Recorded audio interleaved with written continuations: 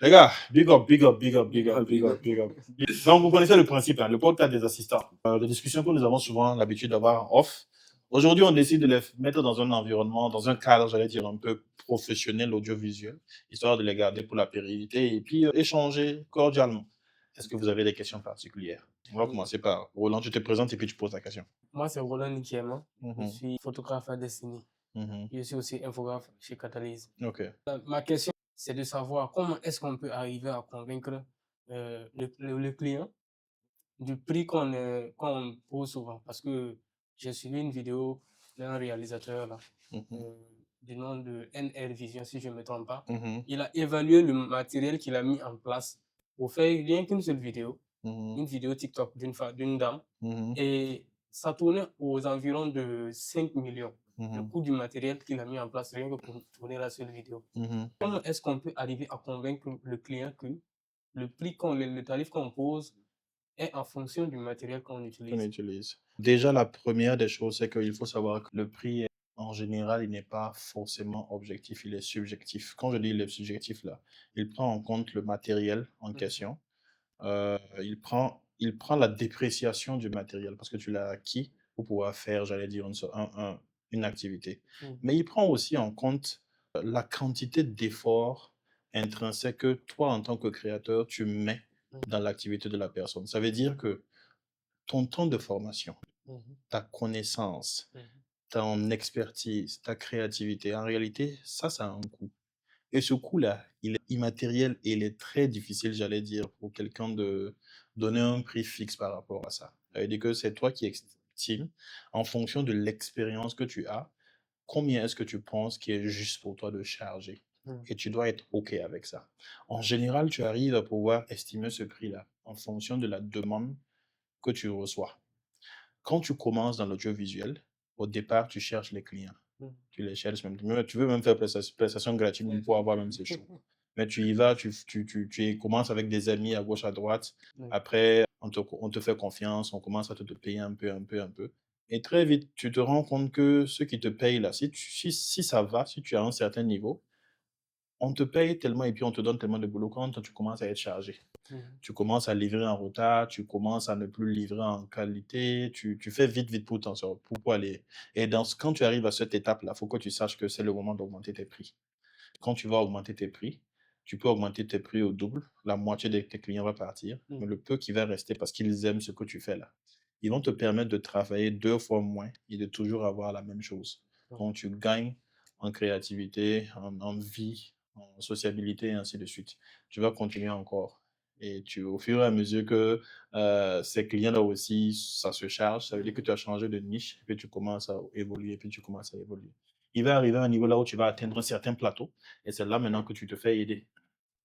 Tu as quelqu'un qui t'accompagne, qui t'assiste, qui termine les boulots pour toi, et ainsi de suite. Et tu commences maintenant à t'équiper. Matériel, tu changes d'ordinateur, tu prends une meilleure caméra, et ainsi de suite. Et tous ces éléments qui s'ajoutent maintenant là, ça se facture en charge fixe par exemple, qui sont ton loyer, tes unités, ton courant, ton Internet, des charges qui viennent récurremment chaque mois, peu importe ce qu'il y a. Mhm. Il y a des charges qui sont un peu résiduelles, qui ne sont pas directement liées à la prestation, mais qui arrivent tout le temps. Ton essence, tu vois, l'Internet et le temps et l'effort que tu mets pour pouvoir continuer de regarder les tutos, Mhm. continuer de te perfectionner, aller dans des formations, aller dans des séminaires, tout ça, c'est des charges qui doivent être prises en compte dans la facture du client. Je ne sais pas si tu vois ce que je veux dire. Mhm. Et en plus de ça aussi, les charges qui sont relatives maintenant à la prestation. Mhm. Ça veut dire que le fait que le client t'a contacté, les unités que tu as mis, les déplacements que tu as fait, les repérages, les discussions, le fait que vous êtes assis dans un cadre pour discuter et puis tu as payé ta consommation, tout ça, ça fait partie des charges en fait. Donc si tu estimes, tu calcules et puis tu vois approximativement que ça coûte hypothétiquement 25 000 pour les charges, j'allais dire, relatives au client, tu peux maintenant estimer le truc, puis tu te dis par exemple 100 000. Les gens vont trouver peut-être que c'est exagéré parce que, bon, ah, qu'est-ce que tu as fait? Tu es juste venu, tu as mis l'essence, tu as payé au courant 5 000, mais ils ne voient pas en fait tout ce qui s'est passé à C'est l'arrière passé. pour Oui. pouvoir arriver à ça et faire en sorte que tu puisses avoir. Et n'oublie pas qu'en tant que structure, tu dois aussi grandir, tu dois pouvoir réinvestir dans ta structure, tu dois pouvoir aussi payer en réalité une assurance matérielle, assurance santé. Tu dois pouvoir aussi investir aussi dans l'avenir de ta famille. Donc tout ça, en fait, c'est parce que le boulot que vous faites, c'est pas un sous-métier. Donc il faut vraiment prendre tout ça en compte et puis vraiment charger. C'est la chose la plus importante. Il faut que tu sois sûr et que tu sois OK avec le prix que tu donnes. Il faut que tu sois confiant dans le prix que tu donnes. En te disant que si le client n'arrive pas à payer ce prix-là, c'est que lui, il n'est pas ton client.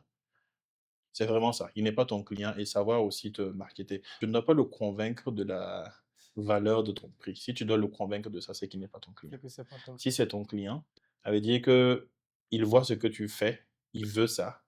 Et si tu lui dis le prix, il doit, s'il a cette somme-là, ça ne Mhm. doit pas être un problème pour lui de débourser ça. Peut-être que vous pouvez discuter par rapport à certains aspects, certains détails, mais tu n'auras pas à le convaincre de ça. Et l'une des choses pour pouvoir arriver à ce niveau-là, il faut travailler sur ce qu'on appelle brand awareness. Faire en sorte que ta réputation, ta qualité, ton professionnalisme, que tu sois une marque et puis une référence. Ça fait que les clients vont venir vers toi. Tu ne seras pas celui qui sera en train d'aller déposer des demandes pour pouvoir avoir la prestation. Mais c'est eux qui t'appellent. J'ai toujours dit que si tu as la chance que c'est le client qui t'appelle et que tu décroches le téléphone là, tu as parfois ce pouvoir de décision. C'est lui qui veut un service, tu Mhm. veux accepter ou bien. Tu n'es pas obligé d'accepter quelque chose. C'est de pouvoir tenir dans ça. Voilà. Donc, Mhm. pas forcément besoin de convaincre le client. Sois sûr de tes prix, mais investis d'abord en toi. Quand tu investis en toi et puis tu arrives à un niveau là où tu es excellent là, parfois tu te mets dans une position là où c'est une faveur même pour le client de venir travailler avec toi parce que la marque Roland et Frères, par exemple, est tellement privilégiée et prisée que voilà, c'est pas n'importe qui fait quoi. Donc, pour couper court, une petite analogie, au départ, par exemple, quand nous on commençait en audiovisuel, peu importe le son qu'on te donne, tu acceptes. Peu importe le client qui vient vers toi, tu acceptes. Parce que tu as pas le choix, tu essaies de te prouver. Mhm. Mais je pense que grâce à Dieu, on est arrivé à un niveau maintenant là où tu envoies le son, on écoute. Si déjà ça ne va pas dans notre cadre de conduite, dans nos principes, on peut se donner le droit de dire non. Si ça ne va pas aussi, si la direction que le client veut prendre pour le projet va entacher la réputation peut-être qu'on a déjà, on peut se donner le droit de dire non. Mais là, il faut arriver à un niveau là où tu as une certaine notoriété, une certaine qualité de travail qui font que tu peux imposer ça maintenant parce que vraiment tu es sûr de ce que tu vaux. Voilà. Non, donc, si je comprends bien, l'investissement dans l'audiovisuel n'est pas forcément financier. C'est un processus qu'on... Investis dans ton brain, Mhm. dans ta réputation, parce que Mhm. vous êtes beaucoup, vous faites la même chose et vous vous disputez tous la part du marché. Donc, faire en sorte que tu sois une référence, que le client vienne une fois par recommandation. Mais ce qui fait que le client revient, c'est ta qualité de service et puis ta prestation. C'est pour ça que parfois, à dessiner si vous voyez, on a beaucoup d'artistes qui sont récurrents. C'est les mêmes qui viennent tout le temps, qui font les mêmes Oui, clips avec nous et tout, parce qu'ils ont aimé la collaboration une fois, satisfait. et puis ils aiment encore deux fois. Pas seulement en termes de qualité de livraison, mais même dans tout le processus, la façon dont il est accueilli, la flexibilité qu'on a, par exemple, à aller avec leur vision. Parfois, eux-mêmes, ils trouvent que ils sont chiants, ils fatiguent un peu, mais non, bon, tu vois, on tempère et puis on essaie de se suivre seulement, tu vois. Tout ça, ça rentre en ligne de compte, en fait. Ouais. Voilà. Donc, c'est investir en soi d'abord. C'est vraiment ça le plus important. Et puis les prix là-dessus. Donc, si on investit en soi et qu'on construit une certaine image de soi-même, Voilà. on n'a pas à se soucier de la clientèle, De la clientèle, voilà, pas du ça tout. va Ça, venir seul. c'est, en fait, ça va te dépasser même. Toi, tu seras assis même, et puis tu sais même pas là où tu vas rentrer. Tellement c'est là que tu vas avoir le burn-out. Tu es surmené même. Tu augmentes tes prix là jusqu'à fatiguer, et puis ça y Et est. puis, ça vient toujours. Ah, Voilà, c'est le meilleur qu'on souhaite à tout le monde, quoi, tout jeune créateur. Donc, toi, tu as une question? J'aimerais savoir, c'est comment vous gérez la direction artistique du début jusqu'à la fin d'un Mhm. projet. Comment on gère? Oui. Il y a eu deux types d'étapes. Pendant longtemps, c'était moi en tant que réalisateur qui gérais toute la direction artistique. Pendant longtemps, jusqu'à récemment. Là où maintenant à l'interne, on a un directeur artistique, dépendamment du projet. Il y a des fois là où parfois je décide de donner la direction artistique de peut-être ce décor-là, par exemple, à quelqu'un, ou bien je décide de donner la direction artistique de tout l'ensemble du projet à quelqu'un. Histoire d'avoir un autre œil et moi, je m'occupe que de la technique. Et l'idéal, c'est vraiment à ça qu'on veut tendre, avoir une structure là où on a plusieurs directeurs artistiques et en fonction du mood, du type de chanson qu'on puisse donner. Donc, pour revenir à ta question, maintenant que j'arrive maintenant à avoir quelqu'un qui gère la direction artistique. Ça veut dire qu'en fonction du projet, en fonction du budget de la personne, je fais venir ce directeur artistique-là à bord ou pas. Il s'agit de Isaac Yabré. Pour le moment, c'est lui, mais s'il se trouve que, par exemple, le budget de la personne ne permet pas et que je pense pouvoir avoir le temps et puis la capacité de travailler encore en tant que directeur artistique, je le fais moi-même. Et comment je le gère, c'est de m'imprégner, j'allais dire, du projet. La première des choses, c'est de comprendre l'artiste ou sa maison de production, de savoir c'est quel type de personnes ils sont, quelle est l'image qu'ils veulent présenter au public et le projet en question, là, quelle est la direction qu'ils veulent donner. Est-ce que c'est un artiste qui a peut-être été hors de l'échiquier musical pendant un certain temps et puis qui revient, qui veut se positionner d'une certaine façon?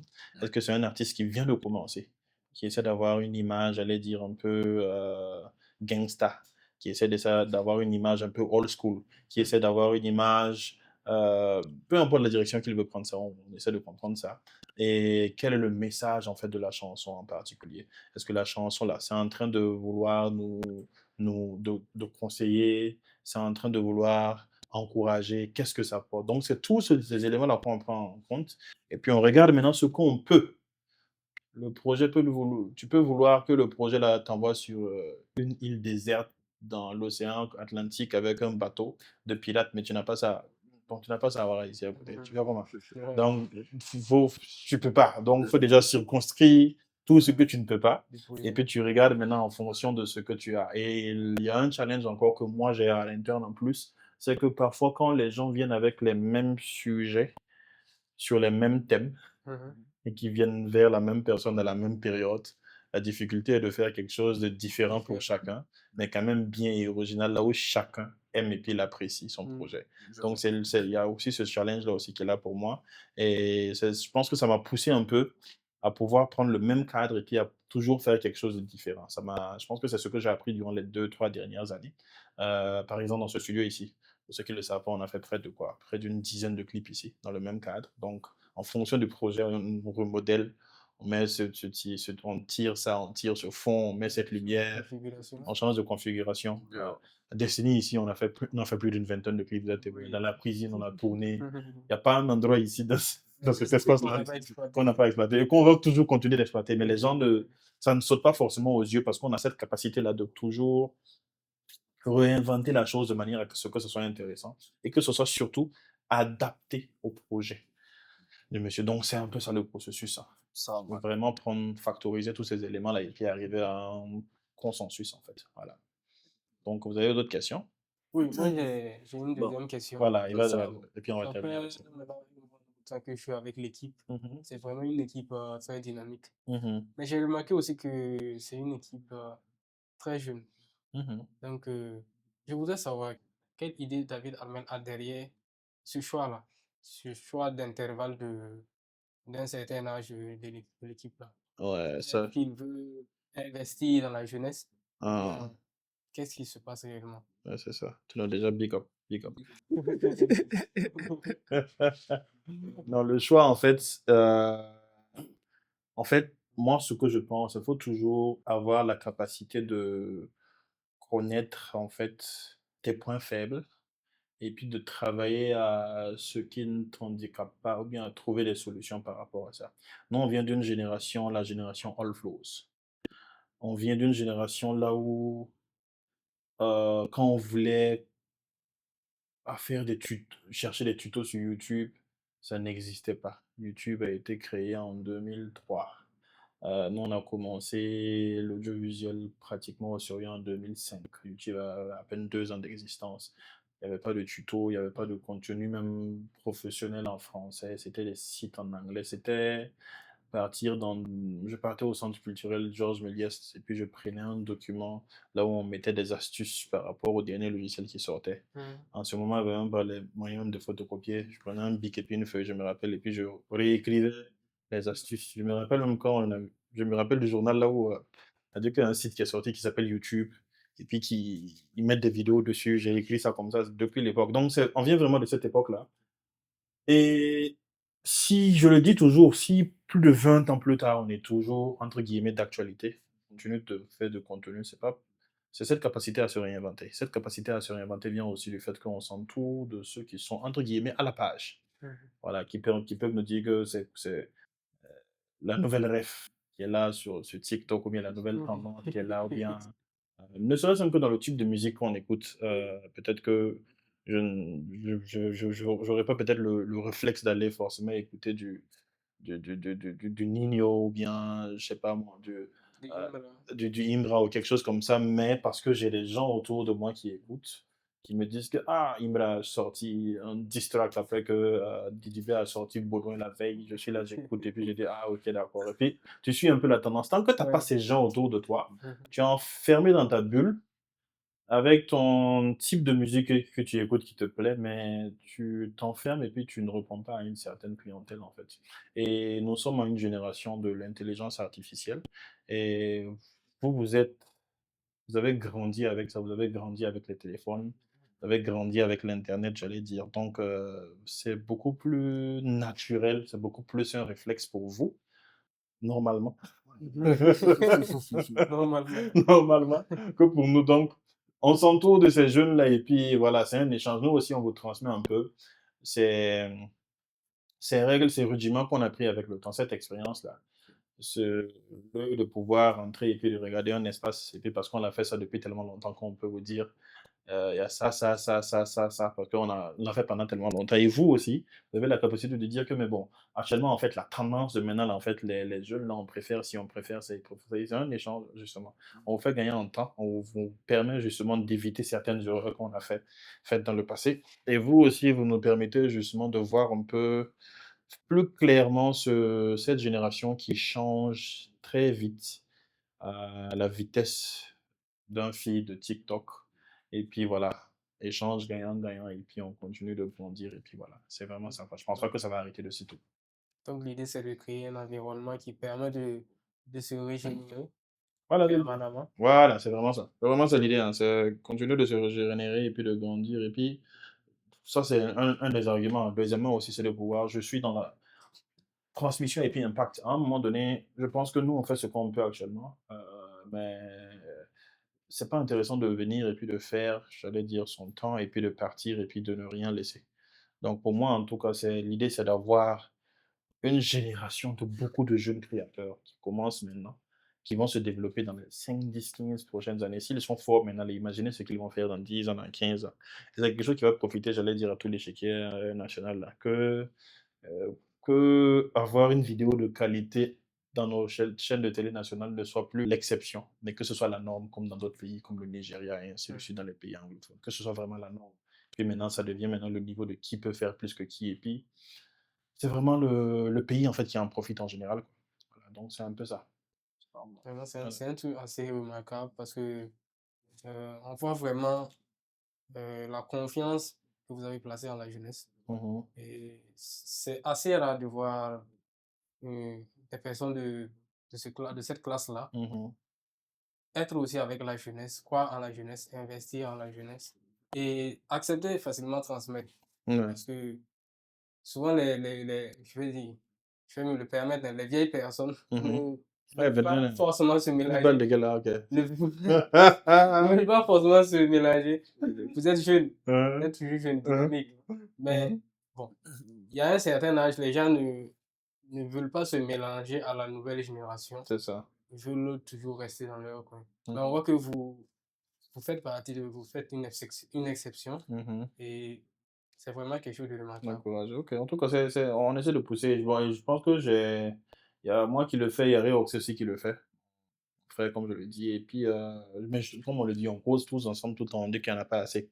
Il n'y a pas assez de personnes qui ouvrent la porte et puis qui donnent l'opportunité. Mais je pense que dans ce sens-là, c'est aussi parce que beaucoup essayent, mais c'est pas tout le monde qui a forcément la pédagogie et puis la patience de pouvoir prendre le temps de transmettre. C'est plus facile de se lever, faire soi-même, et puis de partir. C'est plus simple. Voilà. Donc, tant qu'on peut, et que surtout on veut, on essaye, on apporte notre touche, on fait ça maintenant, et puis voilà. On espère que vous, maintenant, vous allez prendre le flambeau, et que vous allez continuer, et que vous aussi, vous allez transmettre. Vous venez vous asseoir et puis dire que voilà, je connais ça là, voilà, donc c'est un peu ça.